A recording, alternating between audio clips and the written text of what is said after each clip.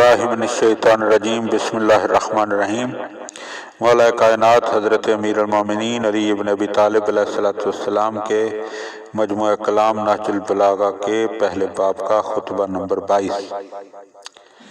मौला फरमाते हैं कि मालूम होना चाहिए कि शैतान ने अपने गिरोह को भड़काना शुरू कर दिया और अपनी फौजें फराहम कर ली हैं ताकि जुल्म अपनी इंतहा की हद तक और बातिल अपने मकाम पर पलट आए।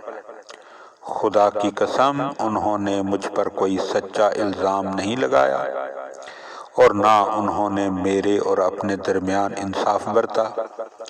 वो मुझसे इस हक़ का मुतालबा करते हैं जिसे खुद ही उन्होंने छोड़ दिया और इस खून का इवज़ चाहते हैं जिसे उन्होंने खुद ही बहाया है। अब अगर इसमें मैं इनका शरीक था तो फिर इसमें इनका भी तो हिस्सा निकलता है, और अगर वही इसके मुर्तकब हुए हैं, मैं नहीं, तो फिर उसकी सज़ा भी सिर्फ उन्हीं को भुगतना चाहिए। जो सबसे बड़ी दलील वो मेरे खिलाफ पेश करेंगे वो उन्हीं के खिलाफ पड़ेगी।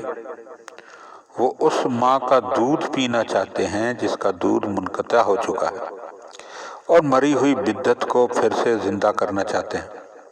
उफ, कितना नामुराद है ये जंग के लिए पुकारने वाला। ये है कौन जो ललकारने वाला, और किस मकसद के लिए इसकी बात को सुना जा रहा है। और मैं तो इससे खुश हूँ कि इन पर अल्लाह की हुज्जत तमाम हो चुकी है और हर चीज़ इसके इल्म में है। अगर इन लोगों ने इताअत से इनकार किया तो मैं तलवार की बाड़ इनके सामने रख दूंगा जो बातिल से शफा देने और हक की नुसरत के लिए काफ़ी है। हैरत है कि वो मुझे पैगाम भेजते हैं कि मैं नेज़ा ज़नी के लिए मैदान में उतर आऊं और तलवारों की जंग के लिए जमने पर तैयार रहूं। रोने वालियां इनके गम में रोएं।